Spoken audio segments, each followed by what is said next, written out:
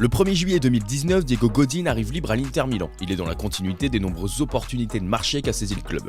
L'ancien capitaine de l'Atlético, qui a passé 9 années en Espagne, rejoint à l'époque Antonio Conte pour former un véritable mur sur le papier, avec Stéphane de Vrij et Milan Skriniar. Mais tout ne se passe pas comme prévu. 6 mois plus tard, le joueur qui à l'époque a l'un des plus gros salaires du vestiaire ne répond pas aux attentes d'Antonio Conte. La raison, le changement de système auquel a dû faire face Godin. C'est du moins ce que nous explique Antonio en conférence de presse. Il n'avait quasiment jamais joué à 3 derrière. Le système de jeu influe sur ses performances, malgré ses 33 ans et son expérience. C'est principalement la raison de ses performances moyennes. Ce ne sont pas les mêmes mouvements. Mais il n'est pas le seul à voir ses performances décliner. Un Slovaque d'1m87 est lui aussi en dessous de ses standards. Replacé sur le côté gauche de la défense à 3 de l'Inter à l'époque, Skriniar est à la peine. Godin lui a tout simplement pris sa place sur le terrain. Il se retrouve à jouer axe gauche dans une défense à 3, ce qu'il ne maîtrise pas du tout. En 2021, Antonio Conte quitte l'Inter et le Slovaque n'a pas réussi à s'adapter au nouveau système à 4 de Luciano Spalletti. Bien qu'il ait connu le système à la Samp, mais j'ai encore en tête quelques petites boulettes. Il enchaîne entre haut et bas. Défendre à 3, ce n'est pas comme défendre à 4.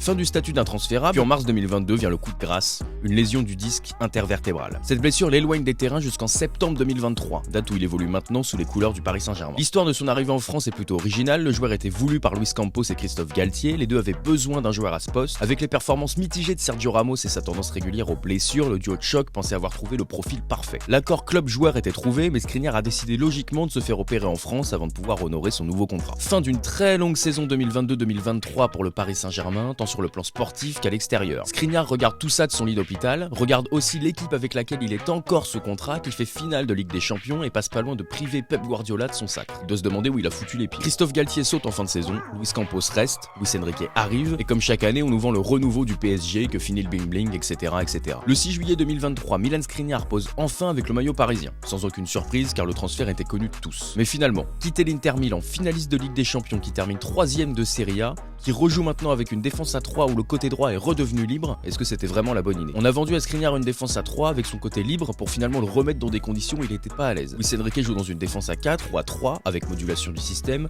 mais il n'est pas à son poste préférentiel. Il retrouve le même cas de figure qu'à Milan, se retrouve central gauche dans une défense à 4, et en plus de sa grosse blessure, il doit gérer un poste qu'il maîtrise mal. Au vu de ses récentes performances, et si Nuno Mendes est de retour un jour, on pourrait être tenté d'imaginer une nouvelle défense à 4 avec Hakimi, Marquinhos, Lucas Hernandez et Nuno Mendes.